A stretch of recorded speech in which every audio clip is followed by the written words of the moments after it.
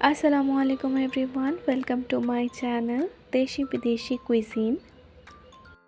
আজকে আমি আপনাদের জন্য আরও একটি সুন্দর রেসিপি নিয়ে এসেছি, সেটা হচ্ছে চিকেন স্যুপ। আর চিকেন স্যুপ বানানোর জন্য সর্বপ্রথম আমাদের বানাতে হবে চিকেন স্টক। চিকেন স্টক বানানোর জন্য আমি এখানে নিয়েছিলাম হাড়সহ মাংসগুলো, মুরগির ওই সকল পিসেসগুলো যেগুলো আসলে রান্না করলে খাওয়া হয় না বা তেমন কেউ পছন্দ করে না।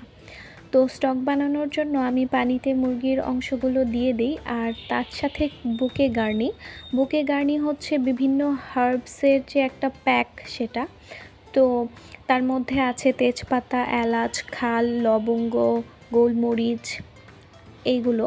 আর বিদেশি কিছু আছে যেমন থাইম, চাইব, পার্সলে, স্যালারি, কিন্তু আমার কাছে বাসায় যেগুলো ছিল নর্মাল ওগুলো দিয়েছিলাম, আর আদা রসুন দিয়েছিলাম।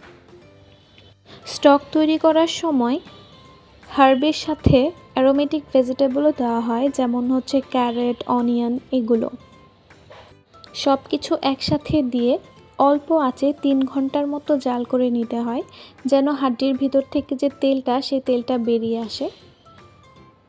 তারপর এই স্টকটা ছেঁকে ইউজ করতে হয়। স্টকটা শুধুমাত্র যে আমরা স্যুপের ক্ষেত্রে ইউজ করি সেটা কিন্তু না, বিভিন্ন বড় বড় রেস্টুরেন্টে তারা তরকারির ঝোল হিসেবে এই স্টকটা ইউজ করে। যেমনটা বলেছিলাম অ্যারোমেটিক ভেজিটেবল আমি তখন দিই নাই, একটু হ্যাসেল হবে বলে। তো এখন কুচি করে কেটে নিয়েছিলাম গাজর, কাঁচামরিচ আর পেঁয়াজ। তো এগুলো দিয়ে ভালো করে একটা বলক উঠিয়ে নিব। তার সাথে আমি দিচ্ছিলাম লবণ আর অল্প একটু সয়া সস।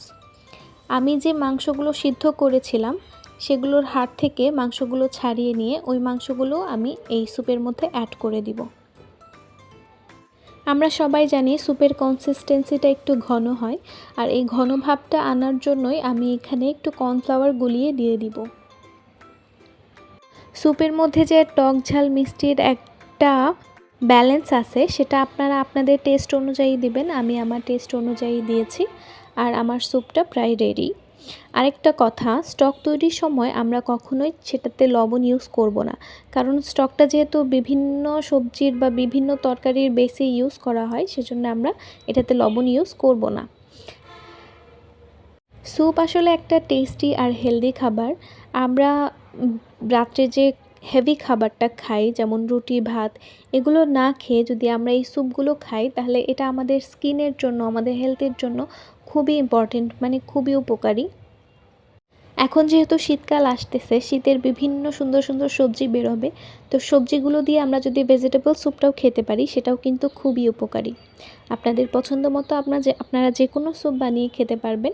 আজকের মতো আমার রেসিপিটা এখানেই শেষ। সবাই বানিয়ে খাবেন, এনজয় করবেন, আর সবাই আমাকে অনেক অনেক সাপোর্ট করবেন লাইক, কমেন্ট, সাবস্ক্রাইব করে।